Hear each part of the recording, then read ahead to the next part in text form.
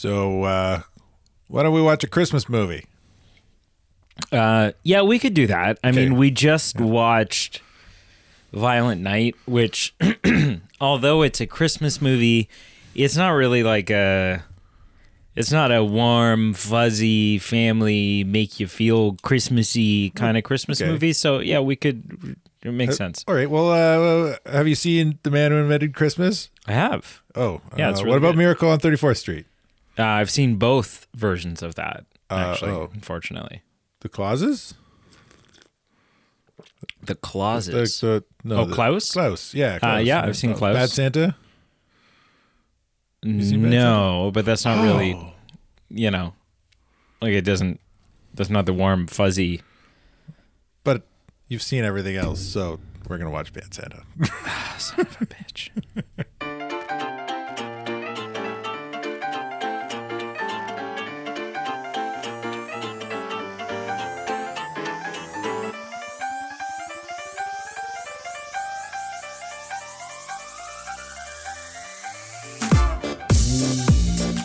Trying to pick a movie, a Christmas movie that you haven't seen was not easy. Well, I didn't have a lot of options. I don't know what to tell you. So quit watching Christmas movies. But they're so good most of the time. Most of the time. Some of the time. Some of the time, they're garbage. It's true. Yeah. There's some dead weight out there. Yeah. Like, Die Hard. Sure. Which, for the record, not a Christmas movie, but... or if you listen, I don't know if this is coming out after or before, but our the episode we did with Pete. This would come out after. The one you'd let burn was Elf. Yeah. This is actually, by the way, welcome and greetings. Merry and Christmas. whatever to probably the last episode of 2024. Yeah. Nice. Yeah, look at us. We did it. Did another year. Here we are. Yeah. What year you jumped on in 2022? The fall of 2022. Yeah. So there you go. Been a while. Yeah. You've officially been a mainstay on the podcast for 3 calendar years, during 3 calendar years. And the next time we sit down and record, it'll be the 4th calendar year that you've been a podcast member. We'll see if it lasts much longer. Yeah. Maybe somebody's bound to turn on the other and shoot him in the back. Stab him. Yeah. Hello and welcome to the Movie Men Podcast. We are the Ho Ho Ho B team. And the reason why Carl says, that's Carl, by the way. That's Brady. The reason why Carl says ho ho ho team is because Carl seems incapable of choosing a film without boobs. Like, have you seen a movie without boobs? I gave you a list of 5 or 6 movies that didn't have boobs. Well, I mean, uncovered boobs in them. Yeah. And you watched all of them. So you showed me the one. It's not my fault. Literally chose the one Christmas movie with a strip club. It's not my fault. And anal sex. It's not my fault. Like, it's not my fault. It's I also it's said your fault you for said, not having watched this movie sooner. Yeah, but you know what else I said that I hadn't seen? I said there's like 74 adaptations of A Christmas Carol I've never seen. And you're like, oh, boobs. In my defense, I forgot all about that. Wow. You're like the, what's that meme? Like the t-shirt that's Let It Snow, but it's all like broken up wrong. Have you seen that? I don't think so. So it's Let It, I'll write it down for you here. So it's Let It Snow, but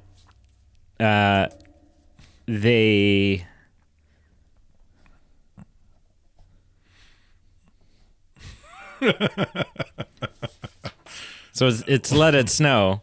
Yeah. But if the spacing and the, whatever is all off, it says let it snow. That was your mindset. All right. Sure. All right. Yeah.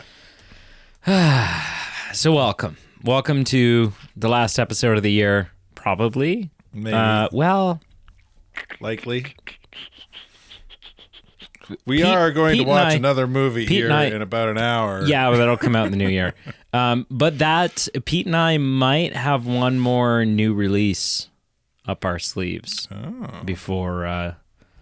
You going to a movie? Well, there are movies that are out and abundant. See Moana? No, the confusingly anime Lord of the Rings film. Oh. Right.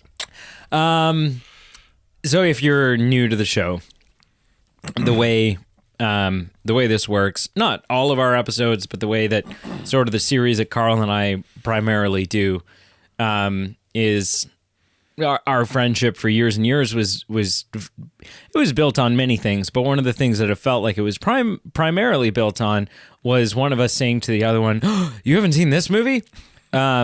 As all good relationships are. Yes. And so, and it's funny, we had a podcast together for quite some time, or we're on a podcast together for quite some time before it dawned on us that why don't we start showing each other movies that we think the other person hasn't seen? Yeah. So that's where we are. That's what we're doing. Today was Carl's pick. You know what I realized the other day? I was digging back through old, stuff. You were my soiree into podcasting. I was your soiree into making the podcast? Not this one though. You and I sat down and recorded like a 2-hour. Oh, we did a video game podcast episode. It wasn't a podcast. It was we released it as a YouTube video. Yeah. No, yeah, but there is an audio only one that we did where it's just recorded. There? Yeah, cell phone. Like put the cell phone on record and set it on the table in front of us. Yeah. And, yeah. Cool. Yeah. I forgot all about that. It's probably not good. Yeah. I didn't listen to it. But it is out there if you so choose to hunt things down. So do yourself a favor and don't. Carl chose the Christmas film Bad Santa. Yeah. Bad Santa. So we'll kick things off with our initial impressions, and because you chose, you get to go first. Okay. So what to say briefly about Bad Santa? It's a Christmas film. Kind of. I would agree. No, I would agree. It's certainly not your typical Christmas film. It's not, as you said in the opening, it's not a heartwarming. Well, there's some heartwarming moments, I would say. There is, but it's not its shtick. No, it.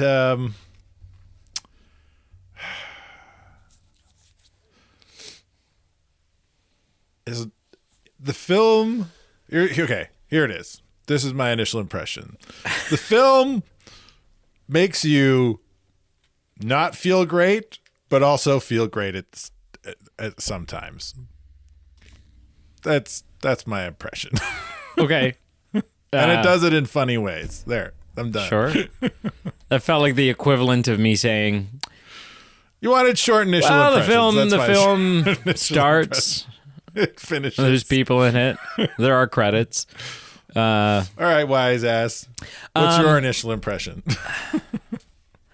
I enjoyed it more than I thought I would. I thought that I would probably find some of it funny.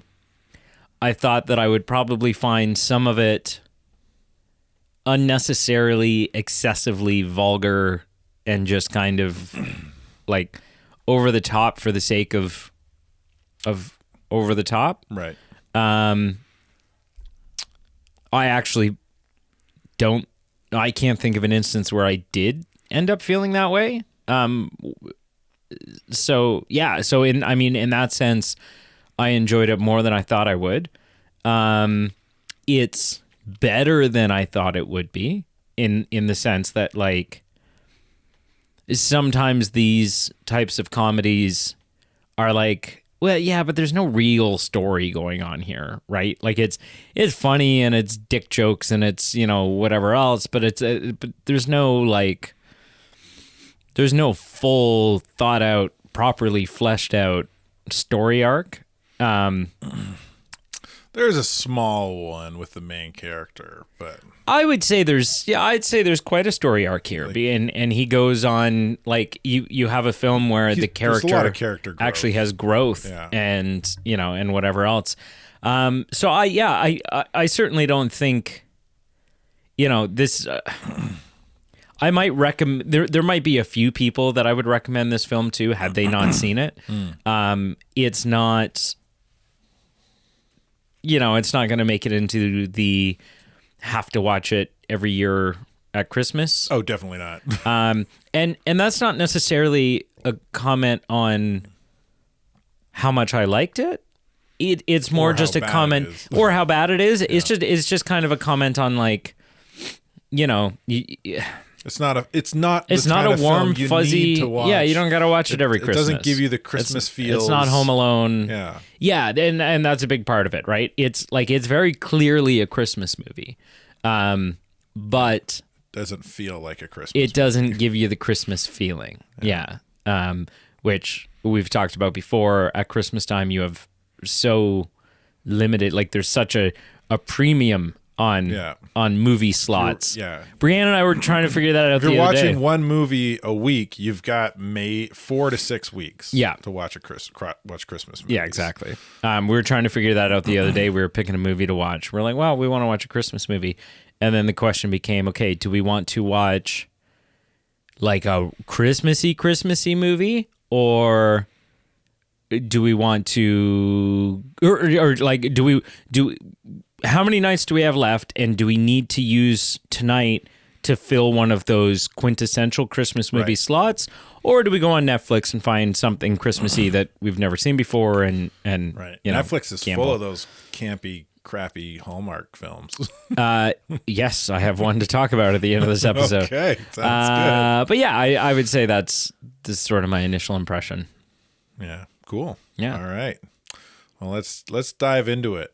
Let's talk about the dynamics of this film. Oh, that's where I want to start off, for me, watching this film. So I'm gonna real quick because I suggested it and it was my pick. Like, what I have seen this film before as one of the predetermining guidelines for picking a film. You have to have seen it, and I have to have not. Yeah. So, but I have only seen it once. Okay. And I do remember enjoying watching it, but I don't remember hardly any of it. So, like, legitimately, I don't remember any of the nudity or the scene in the strip club, or a lot of the screwing, and so I forgot a lot of that. Anyway. I was thinking watching this film, though, that this kind of does a bit of a movie trope, and I think it does it really well, where kind of like The Odd Couple, or oh shoot, what was the comedy we watched? Yeah, it was The Odd Couple, wasn't it? The old we did watch The Odd Couple. The Odd Couple. Yeah, it's kind of like The Odd Couple in that you've got a straight-laced guy, and then you've got like kind of a off the rails kind of guy, and the comedy playing. And this is kind of like that, in that you've got a really cute, innocent, straight kid who's just like cute. He's kind of adorable at times, I think. Okay. Like, he's not physically like. Actually, he kind of is. Like, I wanted to punch this kid in the face. Did you? Yeah. Every time he opens his mouth and he talks and he does stuff, I'm like, oh. I related. Look at that. I related nice to the neo-Nazi bully kid. You've got Santa, who's like like as far opposite as you can go. Yeah. Right. Like, drinks, swears, screws ladies in the change room. Okay, because I was gonna say so far, like you were listing horrible character traits, and you went drinks, swears, and I'm like, okay, you at some point you're gonna have to give a descriptor that isn't us because. But like he's the worst person you can imagine, and he's playing Santa. Yeah. At a mall every Christmas, and then he robs the mall on Christmas Eve, and so you've got like these two as far opposite, like fairly odd or odd couple. They're opposites, but they're not super extreme. Right. This is like super extreme. They are. Right. Yeah. You got an age difference that even increases that further, and yeah, just and kind of so it uses that kind of comedy trope of opposites to really bring a lot of humor and levity to that. What did you think of that? Well, I mean, you just did such a good job. Well, maybe you didn't like it. No, I mean, I think it's good, and it's obviously it's a part of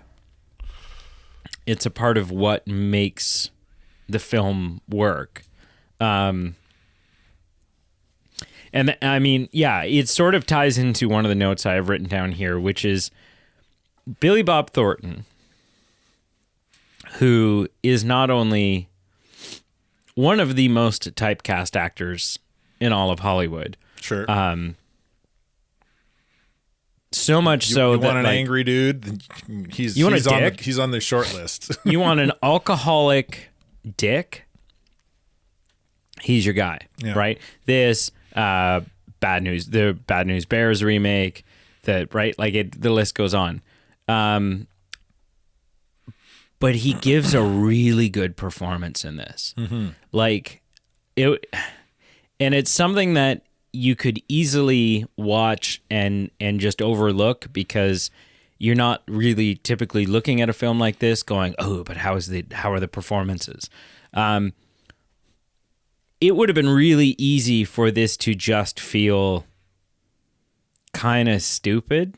But there's so much nuance in Billy Bob Thornton's performance, whether it's facial expressions as he's going through the motions in his head, or lack of facial expression, or lack of when facial he's, like, expressions, acting drunk out of his or mind. he gives a really, really, really, really solid performance, and so does the kid. Yeah. There's one moment where, and I can't remember what moment it is, but there's one moment where like either the kid delivers a line to Billy Bob Thornton or he delivers a line to the kid or something, but you can see the kid starting to crack, right? Like, and he doesn't end up full on laughing, and it was maybe the best take they ended up getting, so they used it and left it in.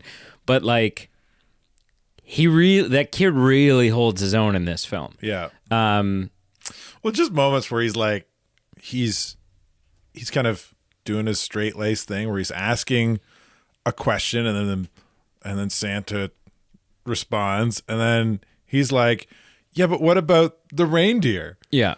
How do they sleep? Well, they sleep standing up. Yeah. God damn it, kid. But what about the noise? Yeah. It's like, just like the back and forth is like this really innocent, sweet kid. Yeah. Just kind of being a kid, and this dick not knowing how to interact with children. I mean, something this film highlighted for me about Billy Bob Thornton, and maybe, I mean, it's hard to make. It would be hard to make this kid be a part of it because it's some of the charm. And I know the kid shows up again in the second one because I've seen the trailer. I know he's not a kid anymore because it's been like 12, 15 years, something like that since the first one came out. And so I don't know what the dynamic is like there. I don't know if it still works. I don't know, whatever. I think part of what makes it work in this is that he's so young and impressionable and a kid.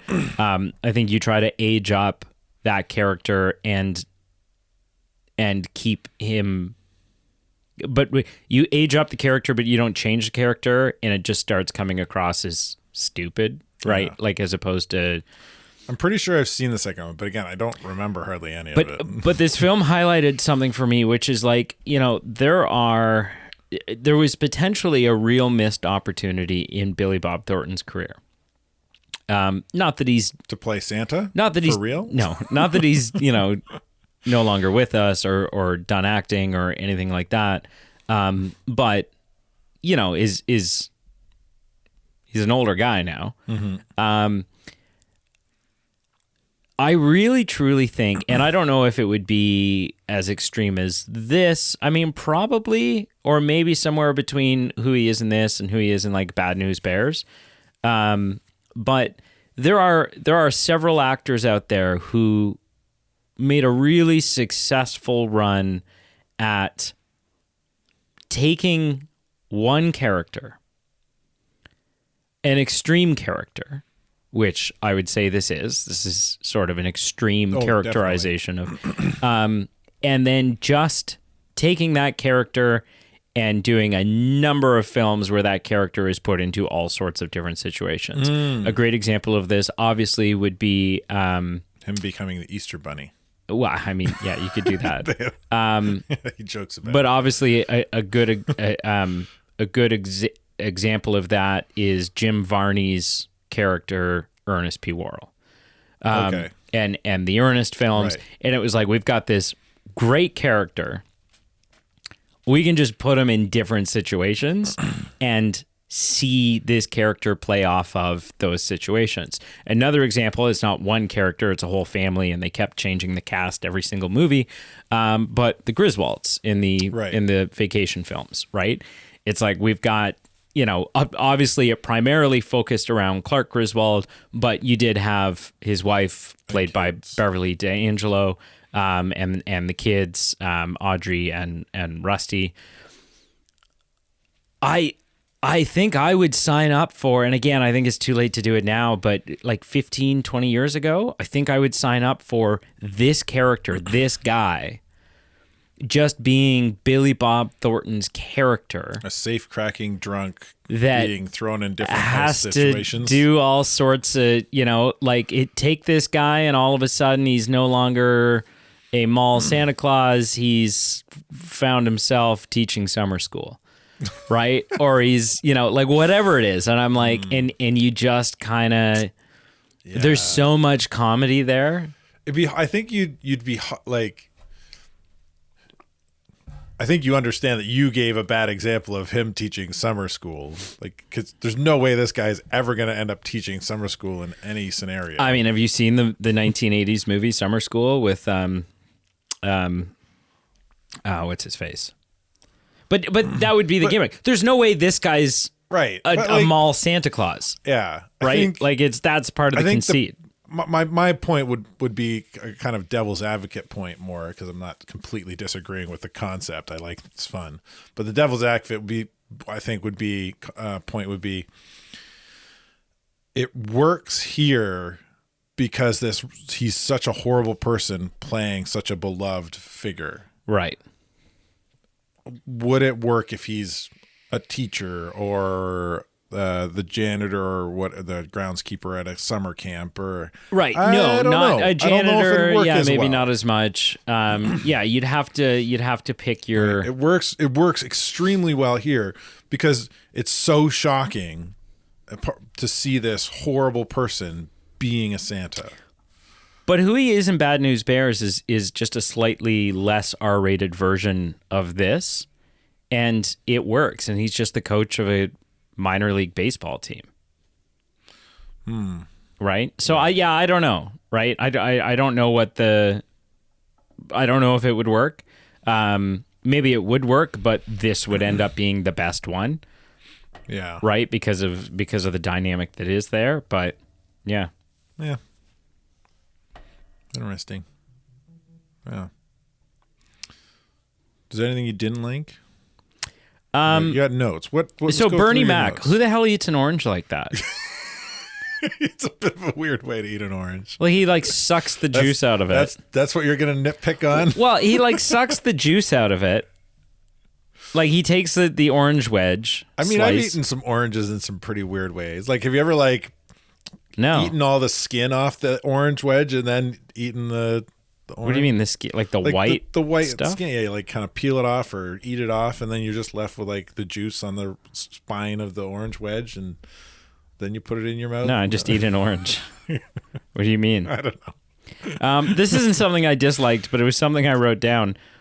Why? What is the trope of like broke deadbeats always drive almost really nice cars, right? Like they always have busted up, like you see the car and you're like, oh, look at that junker, like it's spitting out, this, and it's in rough shape, and it's like the big tears in the leather and blah blah blah, and you're like, yeah, but it's also a 68 Impala. Like it's a classic car. The guy's got an American muscle car That nobody wants because it's falling that nobody apart. wants is falling apart. But I guess that's it. Is that like if those cars are in rough shape, you can probably pick them up. Like you can probably pick up a rough shape 1960s car cheaper than you can a rough shape, 2010 Civic or something like that. But yeah, I was just like, because Ace Ventura was the same way, right? Shit car, unless it was touched up, and then that's a car you put that's a car you take to car meets and stuff like that. Stuff I didn't like. Well, let's just run through your notes. You got more notes than that. Yeah, I mean, so my first note just says boobs. Oh yeah. Okay, you like boobs. Brady likes seeing the boobs. Carl appears to. There's a film. Maybe I'll show it to you next. There's a film I've talked about it where like it's like every movie Carl shows me seems to have a little bit of boobs in it, but just like fleeting nudity, and I'm like, I got a lot of catching up to do, and there's one film that I could just like, it would just be like, okay, now we're caught. Maybe you have catching up to do now. What do I got? Broke guys always drive busted classic cars. Who eats an orange like that? Billy gave a great performance. The advent calendar. An advent calendar that has Santa Claus on the outside and then like the Christmas Bible story on the inside. That seemed hokey to me. That's a pretty cool advent calendar, I think. But it seemed hokey. Like I think I don't think the prop department found an advent calendar that actually was like that. I think they made that. It. Maybe. Film came out in 2003, but still, yeah, it's a valid point. I think you could probably find one if you wanted. Right, like they seem pretty juxtaposed, don't they? I feel like when we were kids, advent calendars were a little more thought out than the kind of they are now. Like the cheap one the cheap ones I got my boys compared to like the cheap ones my parents got me. Yeah. I think they're way like. Or are you just remembering them fondly? Mine. The ones I got my kids this year were like Lindent, but kind of cheap advent. Oh yeah, calendars. that's fancy. I never got Lind. Well, they were the same price as like the no name one. At You're like, I'm gonna be dad of the year. My kids will never understand how nice this chocolate is. What's in them? Just like normal Lindent chocolate balls wrapped in foil. Yeah. So I was like, as opposed to what you wanted them to design a whole new product just for their advent calendars? As opposed to when I was a kid, all the advent calendars I got had, and we talked about this at some point. Maybe it was in the part that got cut out of the episode with Pete. I don't know. But like each day would have like a unique shape. Yeah. There were repeats in the mold of the calendar. Yeah, but Lind doesn't make that. To make the mold or to buy that mold would not cost that much. But you have to set up a whole new, like you have to rearrange your production facility, right? You have to like shut down one of your lines just to start making advent calendars. They had to make a line to put them in there. Yeah, but that's different than a food grade line that's creating chocolate. Anyways, I'm just to say that it doesn't matter. There's a bit of. I think there's value. There's a value difference in terms of the creativity, we'll say, the Sure. level of advent calendars. But anyways, I doubt that outside there's of like your super fancy ones that like, I you doubt got that there's an for advent yourself. calendar with Santa and his reindeer on the outside, and then you open it up and it's talking about an angel appearing to Mary and saying, "Don't be afraid, I'm an angel." Right? Like I just, it seems pretty You juxtaposed don't to me. think it'll be a thing, eh? The other thing about the advent calendar, though, there's only one, like, it's amazing because Billy Bob Thornton's character, yeah, we've talked about, he is scum of the earth, right? He drinks, he steals, he fornicates, he, and I'm saying fornicate because that's a word they use in the film as a joke. He eats the kids. Well, but hang Drunk. hang on. He does all these horrible things, right? Steals cars, whatever. Yeah. The worst thing that he does in this film, like up until this point, I was like, okay, yeah, I mean, it's the character type. He's stealing cars. He's cracking safes. He's drinking too much. He's throwing up. He's peeing his pants in his Santa suit in a mall, like whatever. The guy's, when he ripped open and ate all the chocolate out of that kid's advent calendar, that was really the only moment in the film where I had a visceral emotional reaction. And To the crap he was doing. and I was like, He was legitimately blackout drunk when it happened. yeah. No excuse. but I'm like, whoa, that's too far. Yeah. Like, that is, now you went from being a dick to being a piece of shit. Yeah. I was like, there's no, you can sit and swear at the kid, call the kid fat, call the kid stupid. You can go punch bullies in the face. You can go, whatever.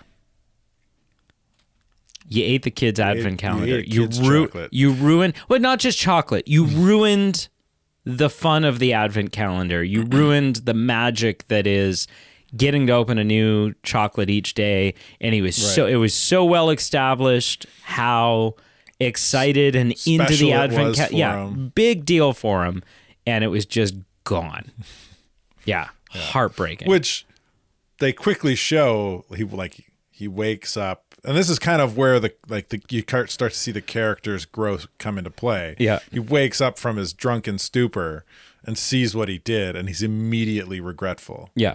He's like, "Oh, I'm a fucking idiot." Why? Why make me have to censor this episode? Why? I don't know. They use the word all the time in the movie. But that's not how that works. The movie's not worried about getting a explicit rating on Spotify. I don't understand how that's the word that gets you an explicit rating. You could say all the other words. The F word? You don't understand how the F word gets you an explicit rating? But I could say other curse words, but not that one. Within reason. I mean, there's a couple of other words that I would censor out. Yeah. There's a couple words that would probably get you thrown off the podcast, depending on how you use them. But son of a bitch. I can't believe. See? What's wrong with you said that word? Well, I don't see a difference. I don't see a difference. It's just the way it works. You can say shit and ass and all those things on the radio, but you can't say the F word. That's stupid. It's just the way it works, Anyway. man. We couldn't have the bad Santa on this episode. Says that so many times. Do you know what I'm excited for? We're upgrading our gear very soon. Yeah. And the gear that we have coming, not that it will allow you to swear more, but there'll be a button I can press that will flag the audio file at the moment so that I don't have to go through and Quicker look to find for it. Yeah. That's fun. Idiot. Best joke in the whole film. What are your thoughts? Best joke or best comedy moment? Well, what's the difference? Well, physical comedy, slapstick comedy isn't really a joke. Okay, best visual or auditory gag. I mean, I think I laughed the hardest when they were training the kid to fight. And everybody got sacked. Yeah. I don't know what it was. You did laugh really hard at that. I don't know what it was. I knew it was coming, but I don't know. Like That just scene the just way it played- reduced you to a 13-year-old. just the way it played out. It's like it's such an. I wouldn't call it a lowbrow gag, but it's like such an easy laugh. Like this will be in the. We'll put this in here for an easy laugh, and that's essentially what it was. But they just played it so well. Oh yeah, It's funny. For me, it's early on in the film, and it's a funny moment. But the thing that I like the most about it is not even what you might. It's not the obvious funny thing about it. I love when he's in Miami Beach, and we see him, and we assume he's working as a Did what he said he bartender. would do, and he- well, we assume he's working as a bartender, and then it turns out that he's not, It's and not the even his actual bar. bartender comes back and yells at him and throws him out. He's just, how many times have I told you, stay out from behind my bar, like blah blah blah. And that's funny, but what's hilarious is It's not the first time. is the fact that he, prior to pouring himself a drink, he did a bunch of citrus prep. Like he's not just like he's helping out. Like to me, that was the best. Like the nuance of the fact that yes, he's behind a bar he's not supposed to be. He's pouring his own drinks. He's a drunk. He's blah blah blah. But I mean, he's washing a couple glasses. Yeah. It's like to me that there was just it's funny. the subtlety of that. The original setup comes a little earlier when he's telling his buddy that maybe I'll go down to Miami and I'll buy a bar and I'll start dating and marry a waitress. And, and then that's what we see him kind of doing, and we're kind of start leading to make these assumptions. And it all goes south. So really quick. Lauren Graham's in this. Lauren Graham playing sort of Santa's main girlfriend, the one that sticks around, Mrs. Claus's sister. Mrs. Claus's sister. And man, I feel like Brienne didn't want to watch this with us, and I feel like that's probably for the best, because that would have been a real. I think this portrayal of her character. Well, or that actress. she's a mainstay on Gilmore Girls. Right. That's what most people. She's been in a bunch of other things. She was the principal in the Vin Diesel movie, The Pacifier. Right. Have you seen that? Yes, I have. Yeah. No. But yeah, she plays a vulgar character in this, right? Like pretty much from hello, she's having sex with him in the car. Yeah. Turns out she's just got a real strong Santa fetish. She got a big kink, yeah.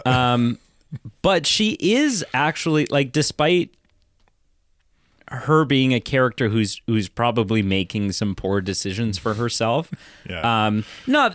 Look, I'm not knocking. Not great life choices. I'm not knocking a one night stand. I'm not knocking hooking up with a stranger at Christmas in a bar like that. But hooking up with a Santa who obviously does not have their crap together. Well, it's and I mean, yeah, that's it, right? And the fact that then, like, it'd be one thing if she hooked up with him and, you know, it was a Christmas fling. If she hooked up with the small Santa who got fired because they came in. Well, whatever.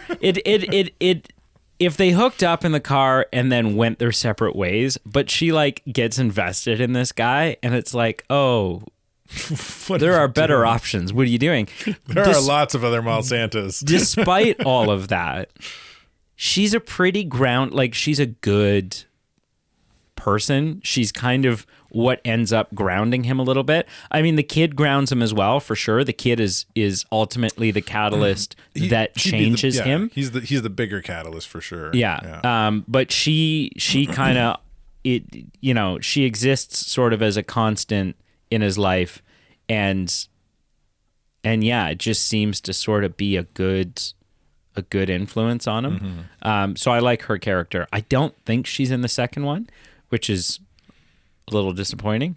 I don't know that I'm ever going to watch the second one. I mean, maybe I will. Next year. If you and I sit down and watch it, then I'll probably watch it.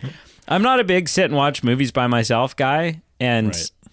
Brienne's not going to sit and watch a sequel to a movie that she didn't want to watch the first one of. Right. But yeah, I liked her character in this. Yeah, she's good. Yeah. And rest in peace, John Ritter, Yeah. who plays the mall owner, the or mall manager, manager, whatever. who passed away 2 months before this film came out. Yeah, had a little piece of On the in set memory of, for him. well, he didn't pass out on the set of, but he had his is it a heart attack or a stroke? I don't know. On the set of his hit sitcom 8 Simple Rules. Have you ever watched that? Maybe, I don't know. Anyway, so this film, Yeah. not without its accolades. Oh, yeah? It's won an award and it's had 12 nominations. Okay, but like what kind of an award? Not and nominations. So yes, because sometimes those can be pretty crappy. Right? Like if you win a Razzie. Yeah, that's not great. That's not a good No, thing. So I'll quickly rattle them off. Right. So it got a BET nomination for Best Actor from Bernie Mac. Casting Society of America for its casting director person. Okay. So that's nothing. Golden Globe Okay. for Best Performance for Billy Bob Thornton. Which the Golden Globes are stupid and pointless, but it's still It's still yeah. up there in terms of award. I mean, I think all award ceremonies are kind of stupid. Yeah, which I don't understand. People getting recognition for their work, but I mean, those kind of award, like the Golden Globes. you don't like the pageantry of it. Well, no, it feels like those like the movie awards. Yeah. Feel like a bunch of bigwig actors patting themselves on the back. So the pageantry of it. Yeah. Yeah. It doesn't feel like nobody's actually recognizing you for what you've done. Your all your buddies are patting you on the back saying, "Hey, you did another good job. Good for you." I mean, I would disagree. I think there are certainly times when that's the case, but in situations like when Ke Huy Quan won his Oscar, that was a big moment. That was like, and when Brendan Fraser got his Oscar for The Whale, right? After years of not being in the industry and Right. sort of, yeah, but whatever, it doesn't matter. I don't know. That seems like it still seems like especially something like that seems like throwing the dog a bone to me. Like, I guess. you did something really good, and well, there might be something better, but you haven't done anything in a while, and we feel Yeah, but bad. that's- We feel bad for ostracizing you, so here you go. That's not how it works. That's what it feels like to me. All Anyway, right. it's got a bunch bunch of other couple of nominations that don't mean a lot. Satellite Award nominations. Vegas. So what did it win though? It won the Golden Globe? It won. Where'd it go? Nomination. There it is. Phoenix Film Critics Society Award. Best Performance by a Youth in a Lead or Supporting Role. Huh. Brett Kelly. Betty? Brett, yeah. Uh, But yeah, I got that's a bunch of nominations. that's a great- another like- BET for Bernie Mac. if for it was comedy. going to win something, the fact that it was the kid that won it, I can get behind that. whatever the heck a Golden Shomo is for Best Comedy of the Year. I don't know. See, that's when you're like, So there's a bunch of weird Teen Choice for yeah. I Billy mean, Bob Thornton. some actors still show up to the teen choices. See, but that's one of those things, right? Like, there's so many award ceremonies out there right now that the majority of actors don't show. Like, they mail you your award because you didn't go, yeah. not because you didn't think you had a chance. It's Just you don't give a shit. kind of interesting because getting closer, since we're kind of getting closer to the end of this, like To the end of what? this episode. Oh, I'm okay. going to kind of show my hand a little bit. Like Yeah. this, it's a funny film, but it feels like a film you love to hate to a little bit. Like, and I feel like it's more because of how well Bob Thornton does at portraying a horrible person. Just makes me like there's a lot that he does that makes me go, oh man, this is bad. Yeah, This but is- kind but of in then- a lovable way. But the things he does aren't in a lovable way. No. It's what how other characters play off his horribleness that make it go, oh. And I'll also say part of kind of the love to hating of him, kind of the way, like same with like Breaking Bad. I'll put it in the same kind of boat. You love to hate Bill Cranston's character, Walter White, because he's just so horrible. I don't know. I've never watched Breaking Bad. But Bill does such a great job playing him. But the thing about our bad Santa here is, as the film unfolds, you kind of get a little sneak peek. They pull the curtain back a little bit through some dialogue about what his childhood was like. Yeah, and I was just going to say and that. You start to lighten up to him a little bit. Yeah. Even though everything he does is unspeakable. Well, and that's what's important. For. It's the same thing, again, having not seen Breaking Bad, but I understand the conceit of it. Walter White takes it too far, but he's not just a bad guy wanting to do bad things. There's sort of a, not justifiable, but a rationale behind how his character could start doing such a thing. He's terminally ill and he needs to accumulate some cash. That's not Bill Cranston's take on it. Well, Bill Cranston's take on it is he's bad from the beginning. Right. He just now has a reason to be bad. Yeah, and maybe, right? Like that's ultimately, that's not up for Bill Cranston to decide. It's up for the showrunners, the show creator, the writers. It's a pretty exact take, if you ask me. Like the character is a jerk, and he just is looking for a reason. No, for sure. But like at the end of the day, he has, like, as we've talked about before, like it's at the end of the day, Bill Cranston is just an actor playing a role. He's an actor who's hired to do a job, and he doesn't get ownership over that character, and the ability to. We've talked a little bit about this when we've gotten into the talk about Luke Skywalker. Yeah, and that's exactly it, right? I do disagree, because you've hired the actor to get in the head of the character, and they're going to bring their own thoughts about who the character is. Yeah, but yes, but at the same time, the director can then turn around and say, "I see your take. Play it differently," and it's your job to then play it right. Like you don't, as an actor. You don't get to decide who you can, and good directors will encourage you to, get in the head of that character and figure out your backstory and workshop it together. But at the end of the day, if the director of the film and the writers of the film decide that, no, that's not the way we're taking this, then then you're an actor who's hired to do a job, do the job. The character is going to take the direction of, just like you were saying, a good director is going to take direction from the actor. The actor's going to take. It's not going to take direction from the actor, but will, you know what I mean. Listen to the actor's thoughts. I'm just parroting in my own words what you said. the actor's going to make the character work the way the director wants them to. But yes. At the end of the day, a good actor is going to know the character better than anybody else if they're doing their job right. Yeah, for sure. Yeah. Anyways, I mean, I could get into why that doesn't apply to Luke Skywalker 40 years later, but it is fine. It doesn't matter. We're not talking about Star Wars. But yeah, no. I mean, we're also not talking about Breaking Bad. So no, we're talking about Billy Bob Thornton. Billy Bob Thornton. Yeah. Anyways, all right. Are you ready? Sure. So, on a scale of 0 to 10, how would you rate Bad Santa? Well, I think I would give it. I'm tossed up between a whole number or rounding it up to a half.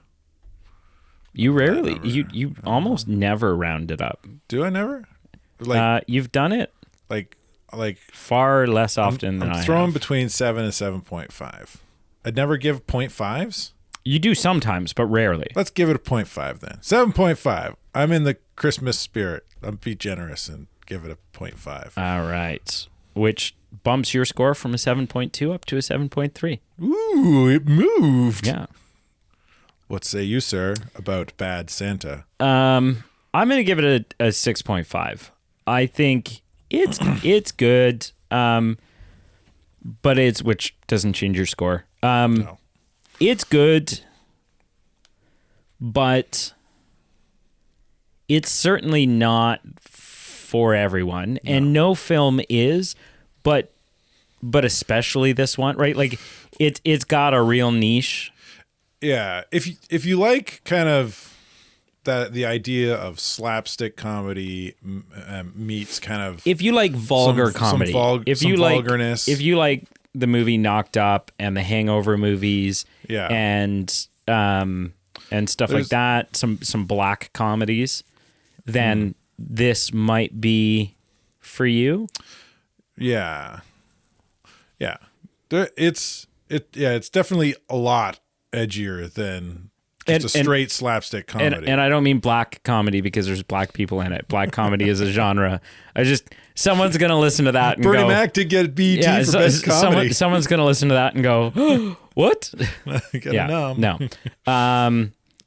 Or dark comedy is another... Yeah, I feel you. It's funny, but some people might not find it as funny as others. I'm okay never watching it again. I definitely laughed out loud a lot more than you did. I'm glad I watched it. I'm okay probably never watching it again. Unless like it sort of falls in the category for me of like of a movie that if I was in a room with someone who I really thought, oh, this is up your alley, and you haven't seen it, and it would be fun to experience you experiencing it, then I would probably watch it again. But I'm not like, I have no desire to own a physical copy of it. I don't need to put it on my shelf. Yeah. Yeah. Just kind of is what it is. Yep. I'm there with you. I'll stream it. Yeah. What'd you watch this week? Oh, I watched some stuff.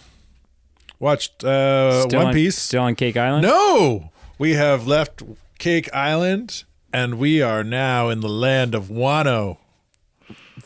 For the next 300 hours. Yeah, there's a lot of Wano episodes as well.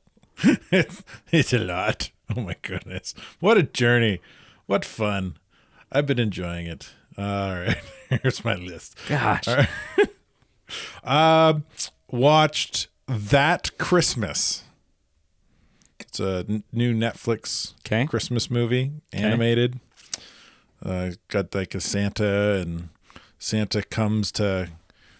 It follows the course over... It follows 3 or 4 different storylines over the course of a Christmas Eve time frame. It's okay. Oh, animated. Yeah, I said it was animated. I think it's okay. I think Brianna and I watched a trailer for this last night when we were trying to decide what we were going to watch. Is this the one where the kids are British? Yeah. Yeah. Okay. Yeah. Santa's going to this small British town and each of these families, each of these kids have their own Christmas has been turned up on its head for some reason for each of them, and Santa gives them gifts to make Christmas better. Right. Because they don't It was okay. I felt like the movie kind of suffered because it followed several storylines instead of honing in on one. But overall, it was okay. It was a fun little Christmas family movie. Watched The Grinch. Which one? The classic one. Oh, the Boris Karloff. Yeah, the animated Dr. Seuss animated. Oh, I mean, they're all one. Dr. Seuss. Did you hear my sentence? You just jumped in there without even listening to what I was saying. Well, I said the Dr. Seuss animated style one, the one that. Yeah, but that's I mean, grammatically, it's a confusing sentence, so I just. Yeah. It's in the book animation style. Anyway, I was gonna rent it because I couldn't find it anywhere, and I mean I could rent it for $5 or I could buy it for like 8 or 9. So I bought it, and we watched it, and it was awesome. The kids loved it, but then we got to the end of it, and I checked. I kind of went to. You kept going, and I went to check. Well, how much time's left? And we'd only been like a third of the way through the timestamp. Oh, okay. And I was like, it's long. What else? No, it was over. Oh. And I was like, what else did I buy? Okay. And there were 2 other Grinch movies in there. So one was... This was a DVD? You said? No, it was... I bought digital. A digital. It was a digital purchase. So the other 2 were The Grinch and the Cat in the Hat. Okay. And Halloween is Grinch Night. Okay. So The Grinch and the Cat in the Hat came out in 1982. And they were, I mean, it was a thing. What? They were weird, man. So when do they, like, is it, it's not cohesive. Like, it doesn't. It's not this, like, they're completely standalone. Right. Films. It's not like this is the But they Grinch were just before the events of the Grinch. No, they were just bundled together. But it is kind of the same Grinch. Right. He's not living up on the mountain. In Whoville. But it's like, it's either Grinches are a species in the world of Dr. Seuss, or this Grinch just moves around a lot or something. Right. It's a little weird, but Halloween is Grinch night. Okay. So that's what I watched. Came out in 1977. Yeah. They have that Half same an hour long. They have that same animation style. There's something Different voice actor. I'll say this. I watched a little video kind of YouTube video was a video essay, we'll call it, documentary about Dr. Seuss and how he kind of came to prominence in animation and storytelling. And like some rough stuff. He got his start in propaganda, military propaganda, and he did a lot of that. Worked with WB on some Bugs Bunny stuff at one point. He did, he did a lot of like Nazi stuff, anti-Nazi, but yeah. Oh, was it? Yeah, he's not German; he's American. Are you sure? He made movies for the American military. No, I know he did, but I think he might actually have been German. Wow, he never made anything for the Germans. Everything he made was for the Americans. But he also made some. Yeah, you're right. But he also made some like exploitation stuff. Yeah, yeah, some risky stuff. Some pretty risky. I can't remember what it's called. It was interesting, but anyway, as I was watching the Grinch and the other Grinch films, I really kind of noticed, man, okay, I do see some of the old school, because he worked really closely with some of the WB animators and stuff. Right. Back then when he was doing the propaganda. Like, okay, I see some of that old school Bugs Bunny-esque nonsense shenanigans in the animation of the Grinch. And I was like, oh, okay. This is cool. Yeah. Yeah. So it's just kind of interesting having watched that and then watching the Grinch and kind of seeing some of that influence in it. Yeah. Yeah. The Seven Lady Godivas. Yeah. Was one of his 1939. And that's the guy that it was just a bizarre book. Beloved children's. It's just author. a bizarre book, right? Because it's animated in his. But then, yeah, it's like the first, like his next book that came out the year. No, Horton Hatches an Egg. Oh, Hatches an Egg. Right. Yeah. There was right. So Horton Hears a Who is not even the I knew it was Horton. original Horton book. Anyway. That's what I watched. Some weird stuff. Cool. Lots of One Piece. Yeah. So you got to get through it. I was determined that I was not going to be on Whole Cake Island the next time we sat down and talked about what we watched. And so I plowed through a couple of late nights. Anyway, what did you watch, sir? The Phantom Menace. Ooh, with your mom. With my momsy. Yeah. Yeah. Is this the first time she's seen this one? No, yep. You said she had maybe kind of seen them because they were on in the house, but she wasn't really paying attention. She never sat down to watch it intentionally. Maybe coming into the room to like give me my bowl of alphagettis. Never intentionally sitting down to watch it though. Yeah. Cool. And she liked it. Yeah, she liked it. She was surprised by the death of Qui-Gon. Ah. Yeah. She's like, she said it makes sense. She's like, ultimately I knew he probably wasn't going to be in the next one because Obi-Wan. Anakin needs to be Obi-Wan's apprentice, not Qui-Gon's apprentice, right? So she liked it though. I think she liked pod racing. She liked all that stuff. She did really like and got a kick out of Jar Jar. Did she really? Yeah, which is fine. It's whatever. You know what? For the most part, I don't mind Jar Jar. There is some just bizarre like moments where Jar Jar is like off to go do something and it's a pretty serious moment otherwise, and Jar Jar like slips and falls and does like there's just like there's a smattering of like ridiculous in the background. He's slapsticking stuff that I'm just like, okay, like tone it back a little bit.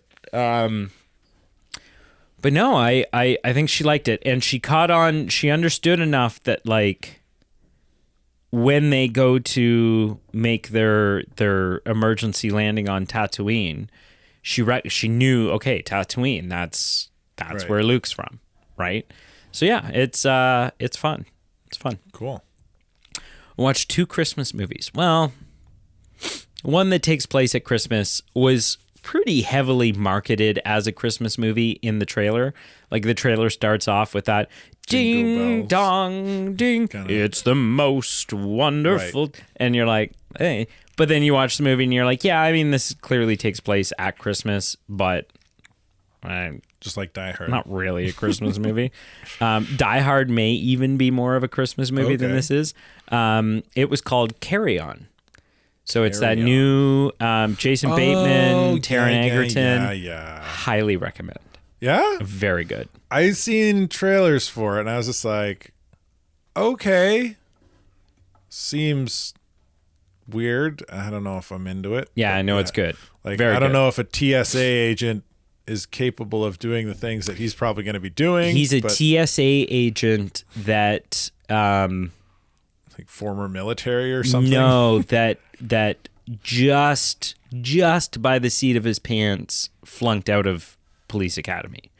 So he's more than just like a security guard. Like he's done basic training as a cop, and he's, and for the most part, there's not, like the movie doesn't get too Mission Impossible-y. Oh, okay. So it's not like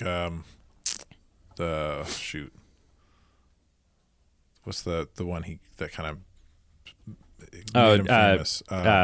Kingsman. Kingsman.